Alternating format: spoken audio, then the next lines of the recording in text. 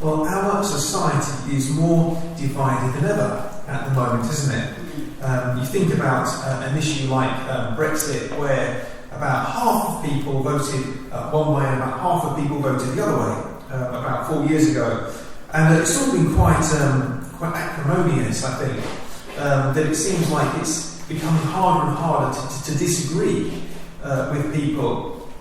And sadly, this has come into the church as well, that the church, certainly in the national sense, has been divided also. And there are lots of different issues which has come up, and we'll think maybe about some of those at the end. But the big question is, how can we be united as a society, but especially as a church? How can we be united together? Because that's such a big issue, and yet it seems so elusive, especially at the moment.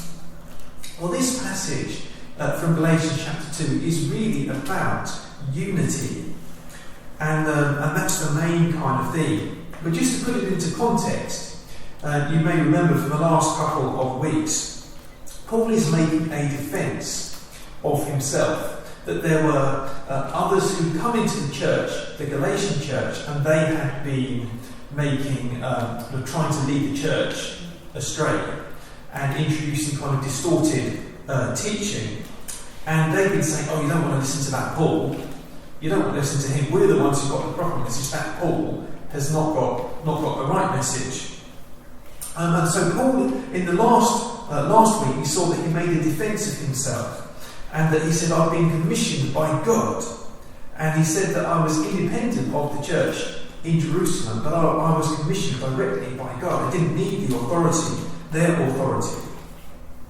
And so in this passage, he's continuing on and thinking more about that link with the church in Jerusalem. So he says, it begins by saying, after 14 years I went up again to Jerusalem. So he's saying it's a bit like going back to HQ. I went back to the headquarters. And this is probably, he says it was in response to a revelation. He went with Barnabas, also Titus, and it was in response to a revelation. We think, it seems quite likely that he's referring to what Acts refers to in Acts chapter 11, verses 27 to 30. But during this time, some prophets came down to Jerusalem, from Jerusalem to Antioch. One of them, named Agabus, stood up, and through the Spirit predicted that a severe famine would spread over the entire Roman world. This happened during the reign of Claudius. The disciples, as each one was able, decided to provide help for the brothers and sisters living in Judea. This they did, sending their gift to the elders by Barnabas and Saul. So there was a famine, and they sent the gift by Barnabas and Saul. Now that will become significant with what Paul says a bit later on. So Paul, he says, he met privately with those esteemed as leaders. So with the most notable of the church leaders in Jerusalem. And perhaps, again, I wonder if he's saying this because perhaps the people in Galatia who were trying to draw them away have been saying, well, we know the most esteemed leaders in Jerusalem, and we say they're saying this. Perhaps that was what they'd been saying. And he said, well, I presented them to the gospel that I preach among the Gentiles, and he just wanted confirmation. He wanted confirmation that he hadn't been running the race in vain, and that he was in fact preaching the same gospel that they were, so that they were on the same page, that they had the same gospel. And he says, not even Titus was compelled to be circumcised, even though he was a Greek. And this was, as we'll see, this was the issue that these, what we might call Judaizers, or false believers, he says, have been saying that not only must they believe in Jesus, but they had to obey the entirety of the law of Moses. So they said, believing in Jesus is not enough. You have to obey the law of Moses as well, including getting circumcised for the people. But he said that Titus didn't need to be circumcised when I went up to Jerusalem. So that's not the gospel that the Jerusalem churches preach. That's the important thing, the point that he's making. Yes, it seems like these Jewish Judaizers, the false believers, he says, they came to spy on our freedom, and perhaps they were envious, he says, of their freedom in Christ. They were envious of them, and they thought, well, why do they get to just believe and we have to keep all of the law? And they were jealous. But he says, we did not give in to them for a moment, so that the truth of the gospel might be preserved for you. We didn't give in. He says, it's actually, what was at stake was the gospel itself. The gospel, the foundational good news, the gospel message was what was at stake. So he says, we didn't give in to them for a moment.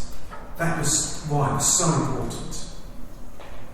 He says, as for those who are held in high esteem, again, making that perhaps little nod to these false believers, he says, well, you hold them in high esteem. Well, whatever they were makes no difference to me. God does not show favouritism.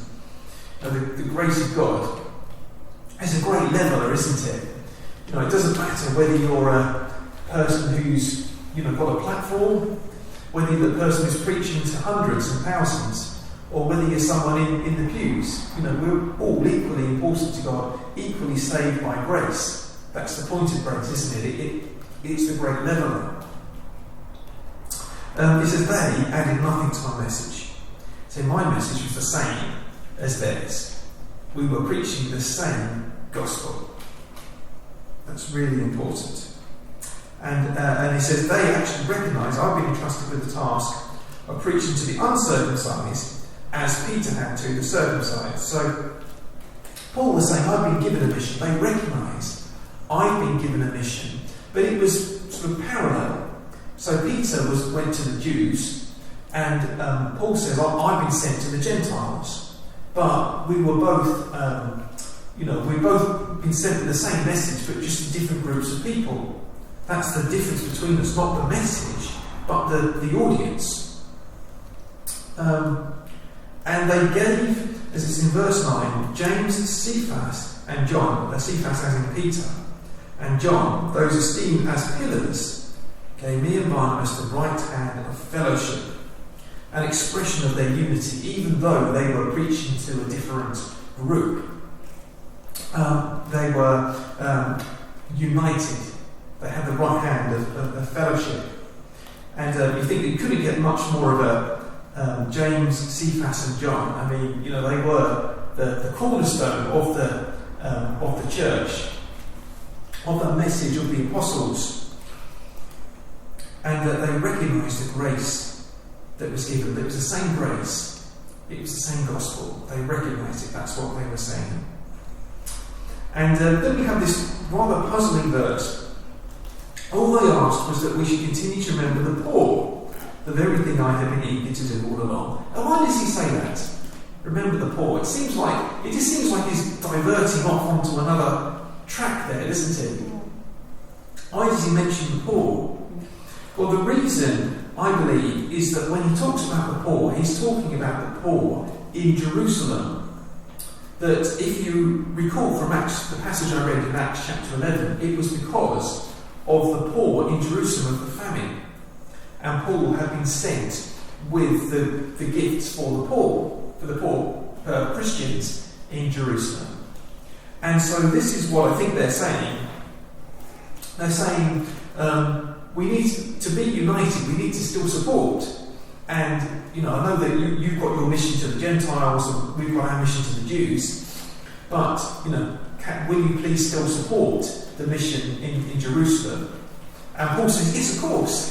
That's the very thing that I've been eager to do all along.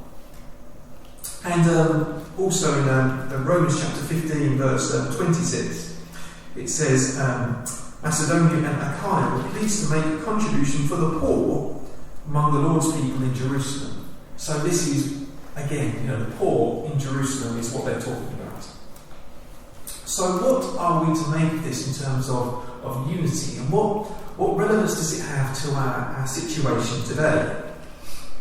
Well, what Paul is saying is that there is only one gospel, and that is the only basis for our unity. So whether you're a Pentecostal or a charismatic, whether you're an Anglican or whether you're a Methodist or whether you're a Baptist, whatever you may be, there is only one gospel. There isn't a Baptist gospel and an Anglican gospel, or any different denomination, but there is only one gospel. And that, yes, different churches may do things differently. So some churches we might have liturgy and the order of service. Other churches might have it more kind of free and dynamic. We might sing hymns with an organ. Some churches might have it with a band and a guitar. We might have a formal service. Some might have an informal. We might have a 30-minute service. Some might have a 3-hour service. Same gospel. That's our unity. Not in the style or the trappings of how we worship, but actually in the gospel message, the gospel of grace. And we have fellowship with other Christians if we believe in the same gospel. So we're united not by external things, but by the gospel. The converse to that is that if they don't have the true gospel, then we don't have fellowship. And sadly, this is an issue that we've had to think through, and we need to keep on thinking through in the Church of England, when there are certainly some in the Church of England who would not believe in the historic gospel that the Church of England has believed. But that, sadly, this is all through the world at the moment. Now, how does this apply in the 21st century to issues? For example, you might have seen in the news a week ago, I think just about a week and a half ago, the Church of England produced a report about race and racism in the church. And they said, well, we've got to tackle this. And how does this apply into that issue? And it just strikes me that many of the Anglican churches, the Anglican provinces around the world, that are not from Western kind of backgrounds, have held on to the true gospel in a way that a lot of Western churches haven't. And it seems to me that if we want to be united as a global church and we want to do something, then actually we need to focus back on the gospel message which unites us, rather than focusing on other things. The Western churches, we're trying to solve the problem with quotas. And I think, trying to get 30% of minority ethnic groups being ordained in the Church of England, I mean, that's, in some ways that's laudable. They want to try and do a good thing, but I think they're going the wrong way about it. That actually our unity comes from the gospel and comes from believing that same message. And that if we really focus on that, then our other differences kind of fall away. And that's the lovely thing about the gospel message. I'd just like to finish by reading a lovely passage from Revelation chapter 7, just to say that God wins in the end. That the Lord wins in the end. This is what it says. Revelation chapter 7 verse 9. After this I looked, and there before me was a great multitude that no one could count, from every nation, tribe, people and language, standing before the throne and before the Lamb. They were wearing white robes and were holding palm branches in their hands. Isn't that a wonderful picture? That people from every nation, tribe, people and language before the throne worshipping the Lord Jesus. And I think that is the beautiful picture that we need to think about. That the church isn't about obliterating our differences. That we're all individuals, we all come from different backgrounds, nationalities and everything. That's all a good thing. But we all worship the same Jesus. And that is what brings us together. And that is a lovely thing, I think, that we can focus on worshipping Jesus together. Whatever our background is, we worship the same Jesus, and He is the one who unites us and brings us together as a church. So He is the basis of our unity, whatever our background is, and that is a good thing.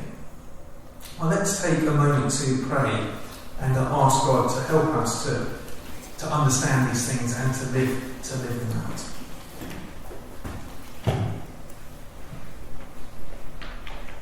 Heavenly Father, we thank you that the gospel message of grace through the Lord Jesus Christ is the basis, the foundation of our unity. And we pray that you would help us to hold that unity in our church as we come together from all different walks of life and backgrounds and nations. And we pray that we would gather around the same Lord Jesus, the same gospel message, and be united as a church. And we pray, Lord, that you would help us to be wise in thinking through how we relate to other churches and perhaps where that gospel message is not being preached. We pray that you would give us wisdom in how we might go forward. Please bless us, Lord, as a church, and grant us to come together under the name and the banner of Jesus. Amen. Amen.